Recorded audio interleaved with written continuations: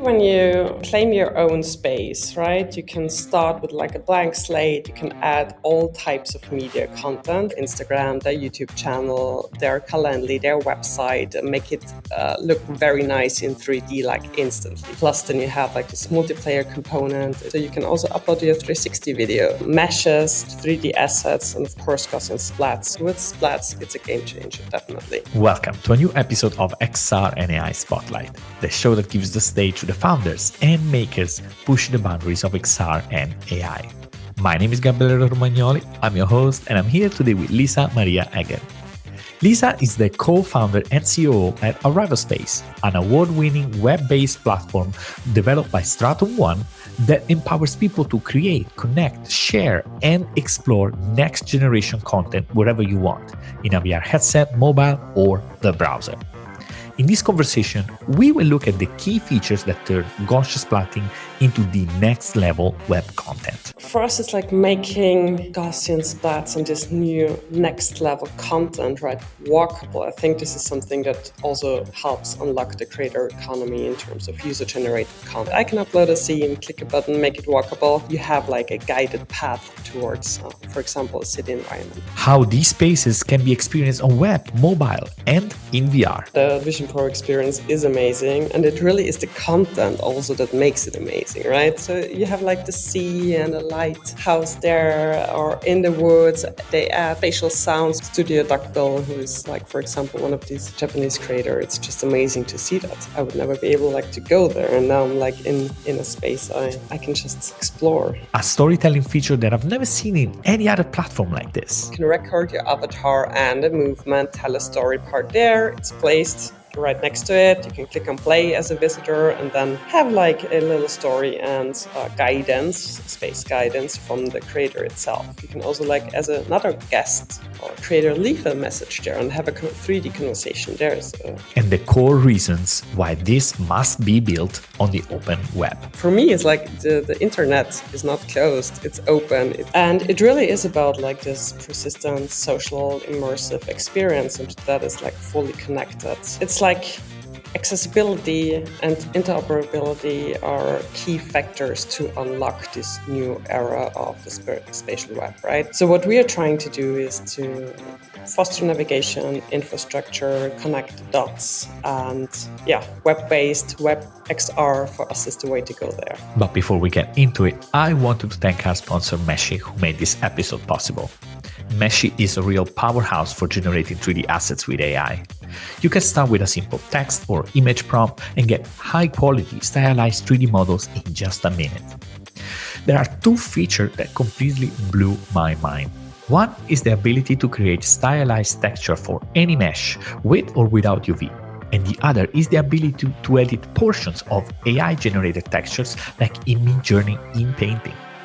The team has been pushing continuous updates, improving significantly the geometry and texture quality, and I strongly encourage you to visit Meshy.ai and check out the generous free plan.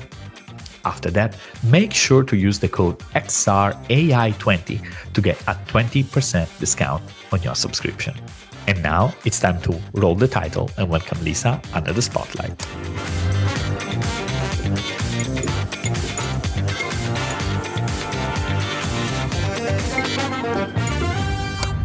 Lisa, it is a real pleasure to have you here.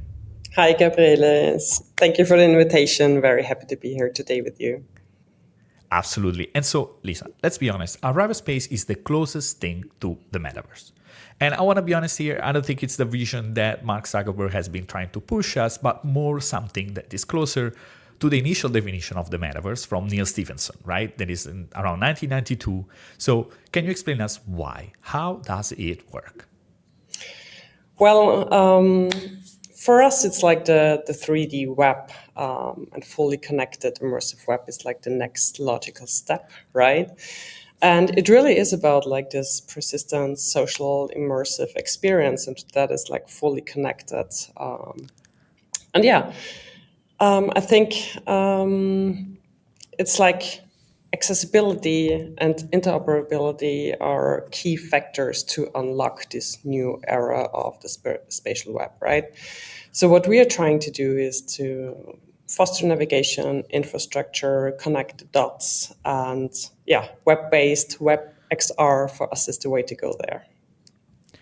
And to be extremely concrete, right? When we mention interoperability, we are talking about something that connects worlds that are built on different platforms, right? So we are not talking about different Horizon worlds connected to each other. We are not talking about different Roblox gamified experience games that are connected to each other. We are talking about connecting literally different platforms to each other. Can you give us an example of how does this work in practice? I mean, the way like Snow Crash and Neil Stephenson imagined it, right? It makes sense, right? But there is a lot to do in terms of standardization regarding interoperability. So it's not that easy. And of course, like also platforms, there's like they want to be or need to be open in order like to fully connect these spaces. So web-based on a web-based level, it's way more easy compared to like a fully walled garden app. Yeah. So yeah. So let's imagine about this web space, right? So in Arrival.Space, you can create your own space, right? But besides that, you can have portals to other Arrival spaces, but you can have also portals to other platforms, right? What are an example of other platforms that can be connected, for example? So to us, it's like really important to give creators the opportunity to like fully showcase what they're doing, right? So XR pros, people who build across platforms, have with Arrival.Space the opportunity to link to other platforms and showcase clients, spaces or worlds they have built, for example, on Frame and Spatial, on hubs, to their audience in a very seamless way, right? So then what can people create in Arrival.Space? I mean, people can claim their space, right? And then once they get in there, what can they put in that space? So basically, when you claim your own space, right, you can start with like a blank slate. You can add all types of media content, right? For us, it's really about like bridging the gap between 2D and 3D. So non-XR or 3D pros can add their Instagram, their YouTube channel, their Calendly, their website, and make it look very nice in 3D like instantly, right? Plus, then you have like this multiplayer component. It's a new form like of human connection and communication within these spaces, right? And then for more like advanced people, it's really a place to showcase their high quality 3D and XR assets, right? So you can also upload your 360 video, meshes, 3D assets, and of course Gaussian Splats. So it's like a broad variety of content and So I'm going to go into Gaussian Splat because, of course, now there is a lot of interest. People find this incredible way of actually scanning and getting something extremely realistic on the web that is, I think, pretty mind-blowing. But before going into that, right, so you mentioned a wide variety of assets, like, for example, 360 video, you said, or links, or how does that actually work? So how does the process of adding those assets or links within the space actually is done? I mean, we try to keep it like super simple, right? And it's pretty hard to be simple and easy to use, right? So yeah, you can like, you have like this gate, it's like a surface where you can add like all types of content. This is like one thing. And for now, we had like this main hub structure. But since a couple of weeks, you can also add like this dynamic gates and place them anywhere you want, like in a full Splat environment, and link content there and interlink spaces or link to other platforms. Yeah, it's pretty straightforward, actually. So it's uploading content to your space. You can also have like a AI assistant. We call him Mr. Corf. And he helps you like building out your space, adding textures, adding websites, creating 3D assets, for example, as well. But yeah, it's pretty straightforward when you like. So you have those basically frames around at the edge of the space, right? That could be populated with this link. And then you can put, for example, a 3D assets or a video, let's say in the center. You can move it, right? So you have this simple editor where you can kind of like resize it, scale it, and so on.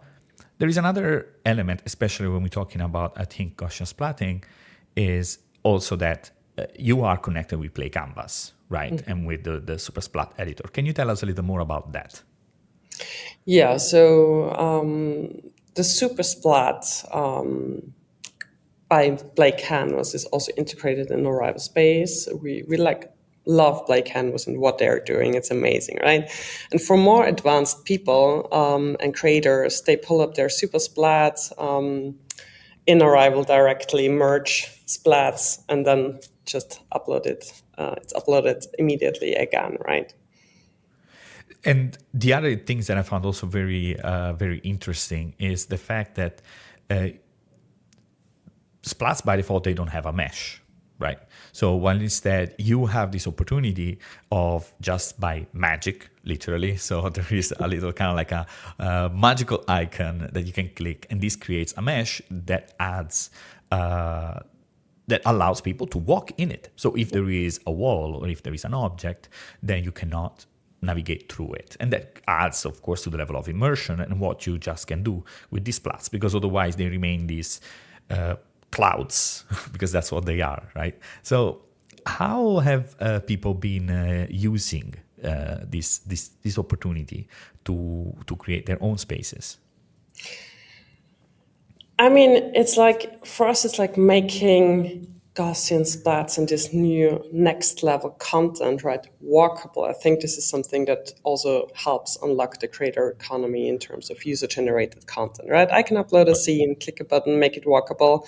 And in terms of walkable, it's really like an experience then, because you don't run, or you have like a guided path towards, for example, a city environment. Yeah, it's perceived super well. It's like Splats in general, and we're like in the photogrammetry testing space for quite some time, right? Yeah, it's a game changer, and pro users in Arrival can also then download the mesh that was generated and use it somewhere else, right? For example. That's another interesting thing. So you get also the added value of getting the mesh and potentially use it then again in Blender or any other software, I imagine. There is another aspect, and that you brought up, is the fact of the multiplayer angle to it, right? So the fact that you can be multiple people in the same space and exploring at the same time with the voice chat built in the tool. So are there some examples that maybe stood up for you where people were using this in interesting ways? I mean, I think like multiplayer and the social component is one of the most important things, right? So social, it's like a different experience. It makes it the experience immersive, right?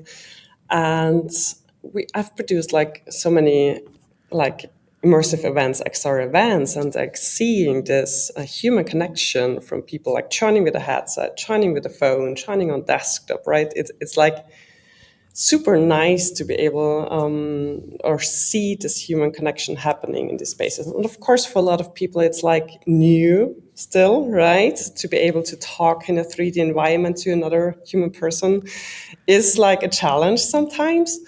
But for example, I have on multiple platforms like experienced so many things in social VR that I will never forget, or partners I met that I'm still working with today, right? So I think, yeah, the social component is super important. And also the audio. So we use Atmoki spatial audio. It enhances the experience a lot. And for example, we have a lot of meetups or smaller meetups and small events happening there. And yeah, it's just great to see people connecting on a different level there. And you mentioned another important thing, right? Different level, but also different platforms. So you can go on web, you can go on mobile, and also in VR. Now, of course, experience is radically different, but maybe, do you know some percentages? Like, in the sense, like how many people connect from web, how many people connect from mobile? Are there still people connecting in VR? Because I personally still think it's one of the best way of going into these spaces, but Yeah. for many, it still feels a bit of Yeah. a friction. I mean, I totally get that, right? So for us, it was, and this is like also a year-long learning, right? But it was so important for us to like provide multiple entry points and also like multiple levels of immersion, because you cannot always like pull up the VR headset. Tons of people don't have it, right? So like having a mobile first entry point and then desktop and then in VR totally makes sense. I think percentage-wise, it's desktop, mobile, and then VR. Right. I mean, Yeah. I'm not surprised. I'm not surprised. Yeah. But I have to say, though, that when experiencing, for example, in VR, and when we are thinking still about Gaussian splatting, right, on Vision Pro, it is really a very unique experience. I mean, for anybody here that might be interested, I've actually even compiled a list of all apps that support the viewing of Gaussian splatting in VR.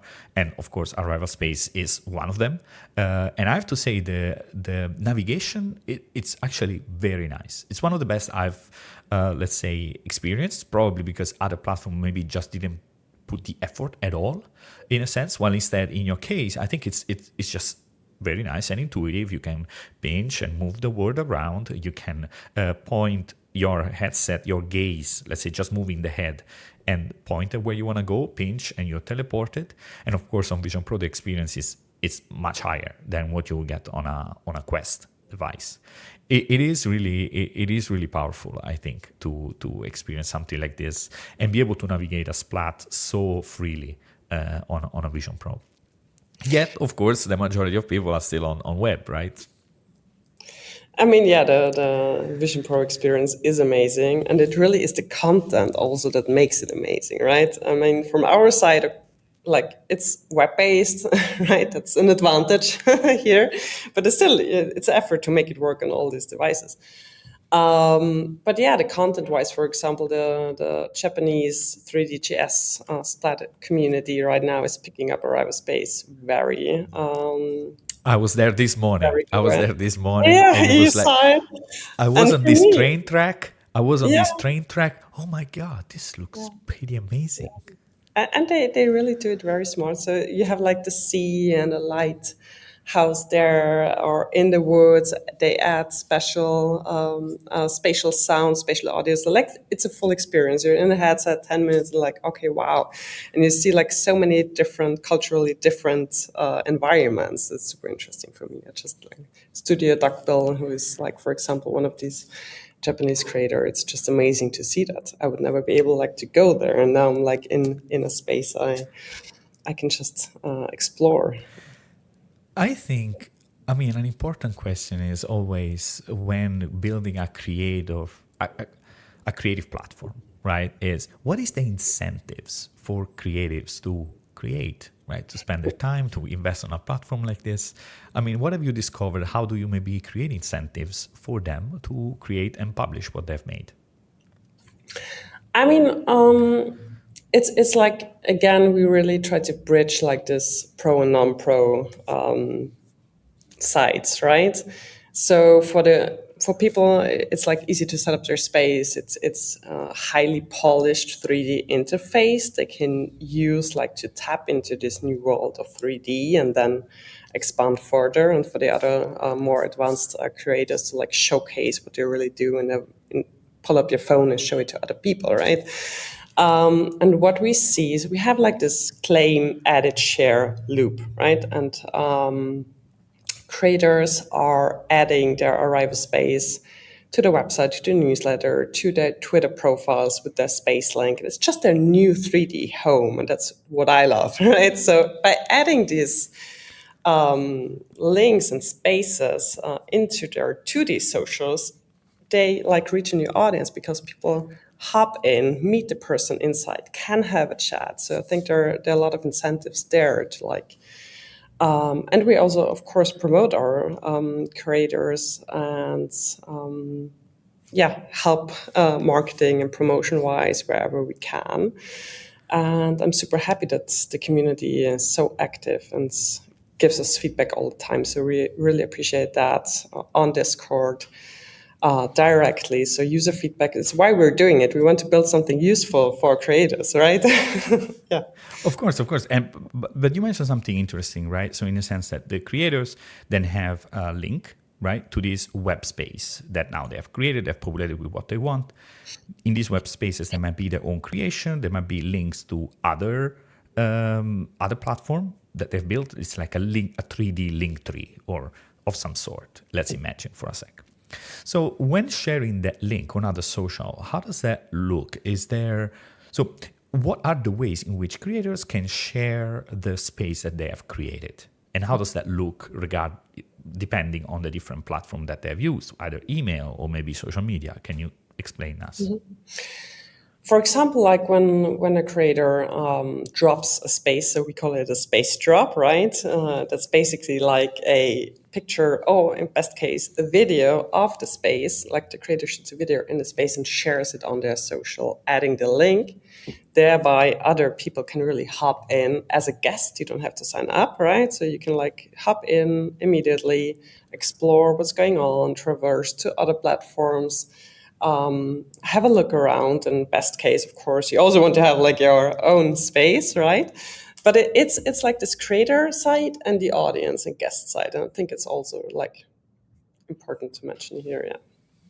And just again to be very practical, right? Because since I get you here, I want to know, because I'm going to build my own and I'm going to share it, of course. But it's like, do you get something like a thumbnail that is shared? Can you embed it as an embed that people can directly have on their websites?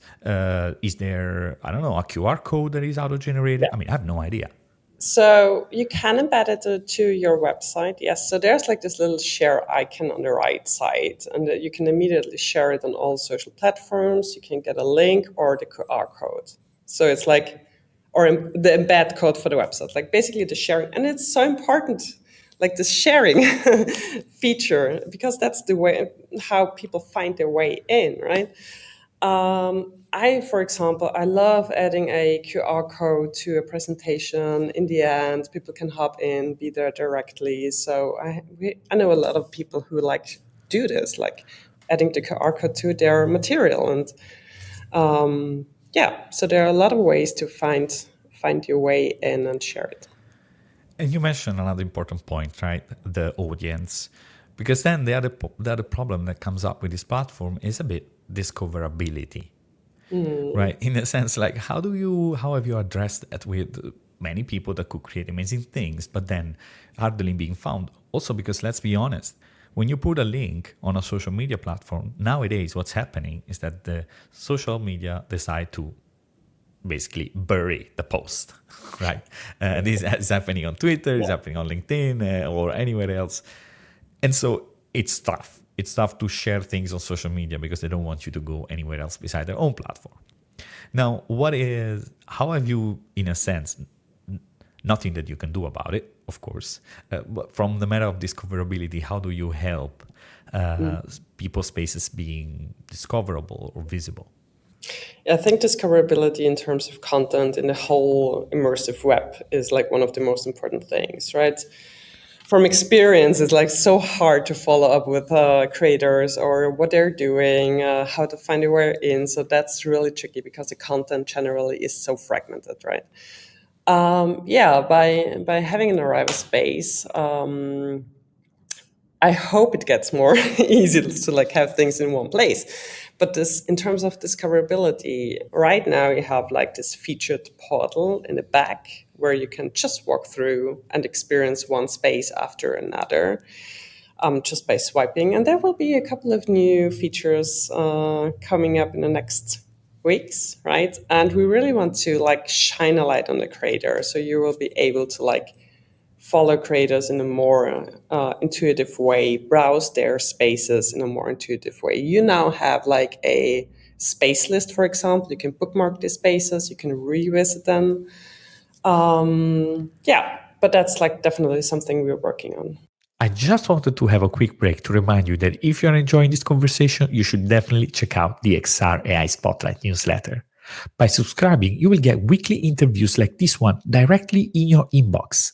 And by subscribing, you also get access to a list of tools and apps that allows you to experience Gaussian Splatting in VR on Quest and Vision Pro.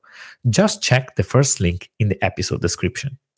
And now, let's get back to the show. So the other point is that, let's say, out of the spaces that I've been built, right?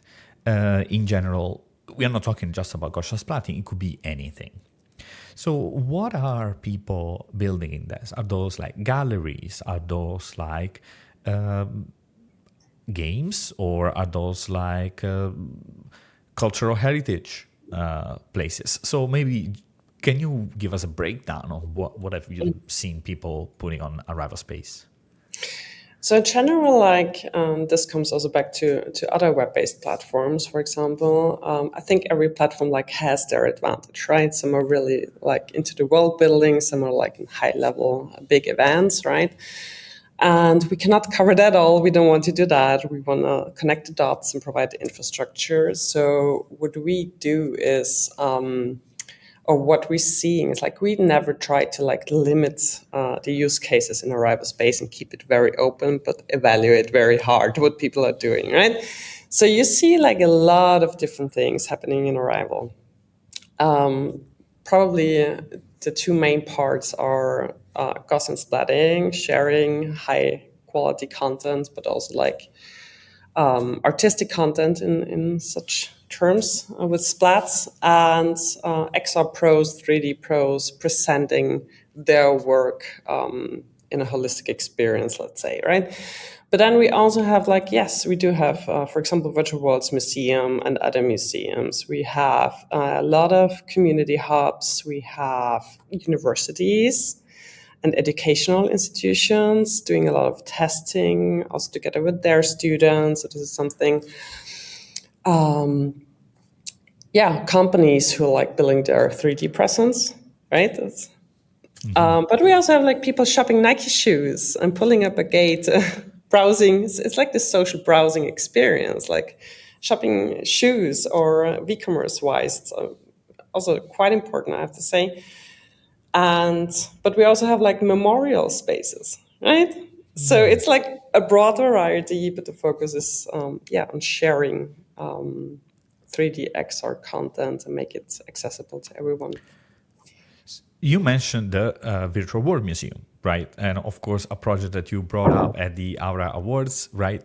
And won also one of the awards there in Rust in Europa Park. So maybe can you tell us a little bit about this Virtual World Museum, right? Why creating it? What were some of the worlds that were featured, and how do you measure, how do you manage to keep those worlds alive in some way? The Virtual Worlds Museum, and I'm so great to had this experience together with Julian Race from the Virtual Worlds Museum together at the Europa Park and the Aurea Award. It's like a family there, and super excited to have won the Impact Award in January this year. And Julian is doing and his team are doing an amazing work in also preserving social platforms, connecting the dots there. The Virtual Worlds Museum on Arrival really gives you an overview of his WebXR exhibit, right? So you can go there and experience the WebXR part of the Virtual Worlds Museum. So, and those WebXR parts and portals, let's say, and worlds that were built, on what platform were they built on originally? Was that Arrival.Space? Was there others that comes from, I don't know, Mozilla Hubs? Or how does that work? No, it's basically he's showing what WebXR platforms are out there. So he has gates into OnCyber, into Spatial, into Frame, hubs. We all like grieve about the hubs experience, but I know the Hubs Foundation is doing their best to keep things moving, right? So like showcasing people who are not familiar what's out there, where they can go. It really depends on people's use cases, what they really need if you go to this or that platform, right? So you mentioned, of course, that there are incredible challenges in, let's say, connecting all these places to each other, right? So how do you tackle this? Because the question of interoperability, right, and the incentives for these other platforms to first be built on the web and then also being open, right? I think it's a very important topic. What are some of the things that you have been trying, some that works, some that failed, maybe to help other people that are pushing and advocating for an open web? I mean, I think it's like it all comes down to what creators really want and need. And what they need and want is like to like build bridges into other places. They don't want to send like 20 links. They want to be able to like walk people across what they have built on all these different platforms, right? And I think there is a very legit point in this to enhance this type of accessibility and interoperability to be able to traverse from A to B in a very seamless way, right? And yeah, it is tricky in terms of standardization and platforms wanting to be open and have like a traffic that is like flows in certain ways, right? So we're also like involved into standardization processes in terms of Gaussian Yeah, Splatting, but also like the web. I think it's, I mean, I'm sorry, but I'm not sure it's a creator question. Because yes, of course, the interest of the creatives is certainly to be able to go from different platforms. But the point is a bit like, what are the platforms' incentives to go through this hassle of being open? Right? Why should Roblox all of a sudden or Yeah. Horizon Worlds, hey, now we are open? And so for some, I think, for example, I don't know if Frame or Spatial or Hubs, I think for you was also a journey to get them on board, right? From a technical perspective, or maybe from a platform and let's say organizational perspective of explaining what Arrival.Space can do and building a relationship. So what are the things that have worked from a platform perspective that you think can help? I mean, platform perspective wise, I think it depends on the mindset, right? So I think it's very beneficial for everybody to be like interconnected and have people come and go from different platforms. But of course, there are like app-based walled gardens, and they don't see like an incentive in this. For me, it's like the internet is not closed; it's open. It has to be connected, right? And also like platforms like Spatial or Hubs or Frame or whatever could place or can place gates in Arrival leading to them. And what we see is that our creators leading to Mona, leading to all these spaces. So it also makes sense to link back, right? So this is something that we're working on providing like a more seamless sense making transition from A to B. Doesn't matter the platform, it's just like traversing in a seamless way where everybody and every platform can also like benefit doing that. And you made a very good point. It's also the way back. It's also very important. Yeah. Like in a sense that then it's a journey, right? Yeah. It's not like a straight path that leads you to stuff, but it's like, no, I can go back, then I can change my path. And that also gives to the sense of agency. And I think what is also very important is that, you know, that becomes this fascinating world where you are in Spatial, you can play a game, then come back, and then maybe see how some of these assets that were in the game were created. And then you can come back and maybe explore something that is more collaborative and productivity driven, like in Frame. So I think that all these opportunities are unlocked. I think what some people might, let's say, push back in a way is, oh yeah, the web, everything looks like shit. Let's say, right? I mean, I believe it's not the case. I believe it's not the case. But what would you say in response to those that might still be hesitant in jumping on the web due to, for example, performance limitations or what they can just build when creating on the web? I mean, I think it will get better.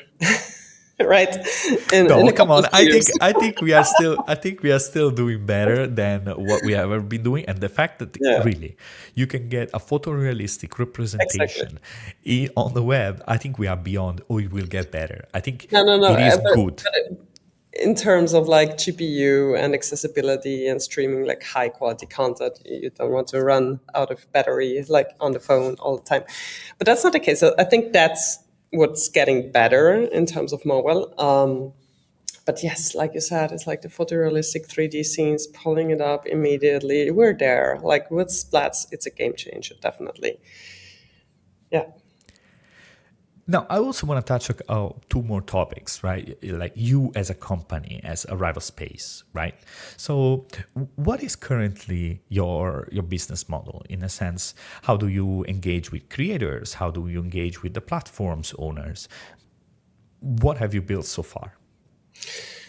So right now it's like a freemium SaaS, right, tier based. So we have like this very early pro tier open, so you can use a lot for free. Then we have like the first pro tier.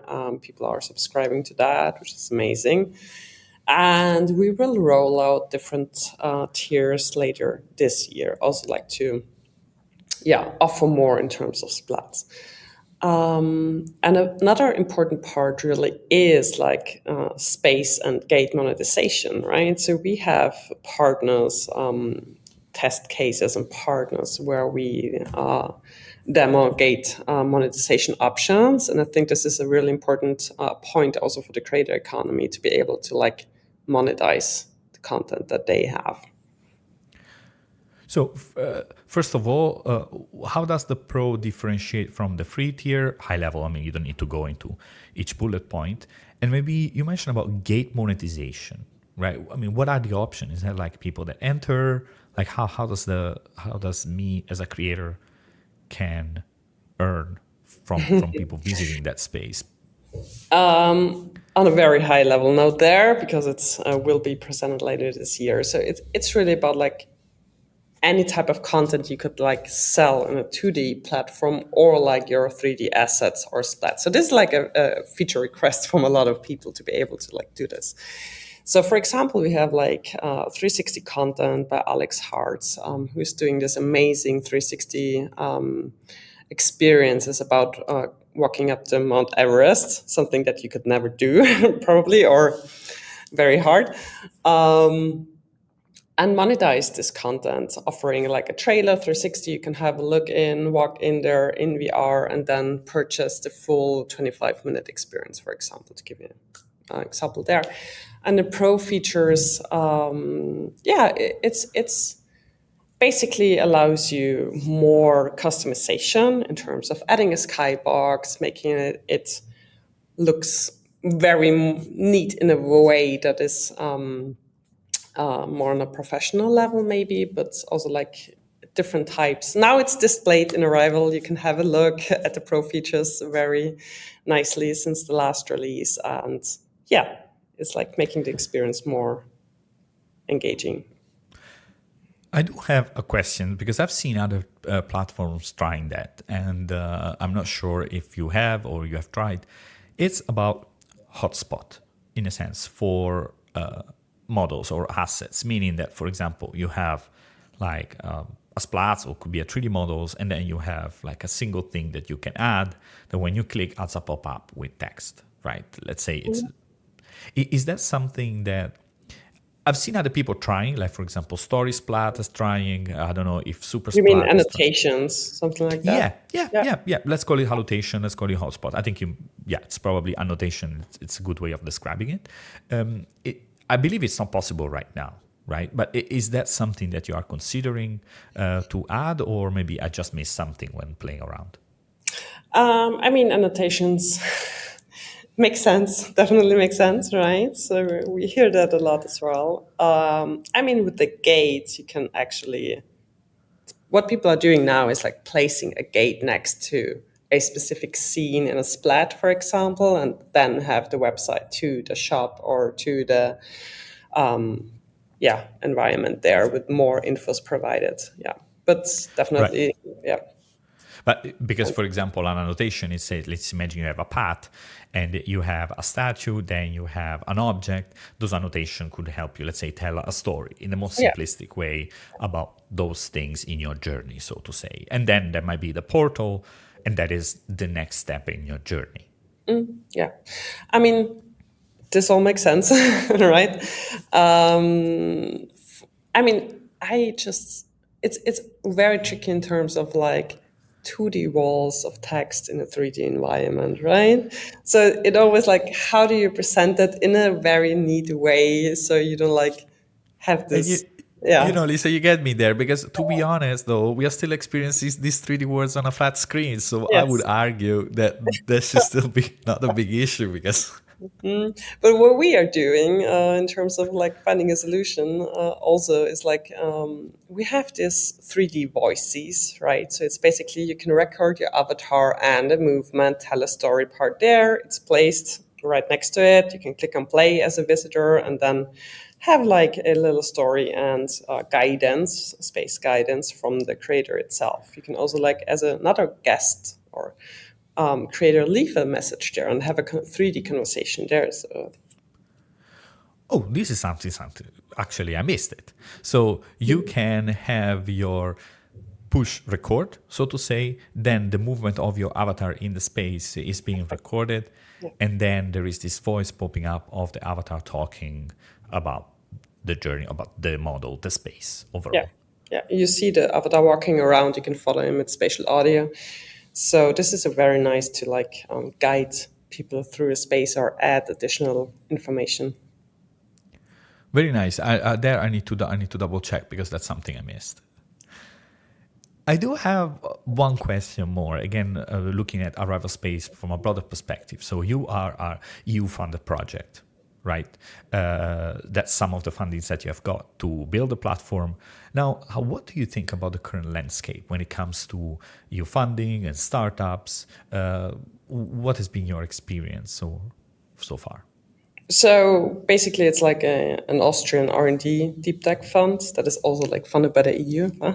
But well, I've been in Brussels in February again at this VRAR Industrial Coalition. We're very involved into the coalition's Europeans work there, right? And I think there's a lot going on right now in terms of the last couple of months with all what's happening politically, Madness. right? So the tone changed in terms of they, for example, launched a competitiveness compass to push startups to like provide more grants with less bureaucracy and really yeah, just really important to move fast and also keep and develop this technology serenity, right? So Europe, there's like a shift, a little bit of a shift in there, but in general, like for example, the VRA Industrial Coalition is shifting towards this public-private partnership led by Siemens. It will be like introduced and publicly announced later this year, but I think it's also like for virtual worlds itself, like important step to have this public-private partnership. And also, yeah, there are a lot of initiatives by the EU for this, and also the new work packages and digital Europe programs. The new ones are coming up in April, so there are a lot of opportunities for startups in the EU right now. And yeah, I also work for the European Commission as an evaluator, so I know both sides, right? But yeah, I think it's like really important what they do, and they keep pushing the XR industry a lot right now. So maybe what can you say to founders to navigate this? Because of course there is a lot of stuff going on, and it's on different platforms, maybe fragmented. If you're not into this, you might just get a little bit lost, right? So to founders that maybe EU founders that are trying to build their own platform, their own tools. So what are the places that they can refer to based on what's their focus? For example, maybe some are building immersive XR, some are building maybe games, or some are building, I don't know, other, let's say, more industry related applications. Where can they go? I mean, EU-wise, of course, if you're not familiar with the systems, it's tricky, right? But I really, really encourage people to like have a look at this Digital Europe and Creative Europe programs, because it's like equity-free funding to actually build something for 1, 2, 3 years, and it's very much worth it to have a deep look there. Of course, there are also like national-wise different funding projects beside like all the VC area, like of course. But yeah, I think this is definitely worth looking at, and also to find like join XR networks, to join there are a lot of like women in immersive tech, XR Interaction in Germany, XR women, they're US based, but a lot of like networks XR related in the EU, XR for Europe, for example, as well, where you can find partners to build a consortium to get into these networks and to be able to like join these calls, because it's probably the first time you won't be a consortium leader, right? But it's very important to like, get your foot in there and be able to. So thank you very much, absolutely, for sharing it. And I mean, of course, these calls can be rather crowded, right? And it's sometimes hard to navigate and build an effective consortium. So since you mentioned you're also from the side of the evaluators, right? A high level, what advice can you give to founders or in general consortium to maximize their chances of being funded? Mm-hmm. Yes, so these calls are crowded for a good reason. I think it makes sense to like really find partners you really want to work with 2 years, right? So it's an intensive journey, let's say, right? Having a good consortium helps a lot, and there are like a lot of formalities, I would say, and in order to like manage these formalities, in order to be able to like get funding in the first place, there are like this European help desks as well in every country who you can ping and get guidance. They look over your applications, and then you can like avoid like standard mistakes, right? So that's something also makes sense. Lisa, thank you very much. I invite everybody to jump actually in Arrival.Space to give it a try. Recommended to build your own 3D word and bridges between those words. So, Lisa, thank you very much. Thank you so much, Gabriele. I'm very much looking forward to seeing your space and having a chat in there with you. And soon, very soon. Thank you very much for listening in. If you like the show, remember to leave a rating on Spotify, Apple Podcasts, or a thumbs up on YouTube. It really helps me keep doing this and shine the spotlights on the greatest founders and makers, pushing the boundaries of XR and AI. Also, make sure to check out the show page xraispotlight.com, where you can find more conversation like this one. Till next time.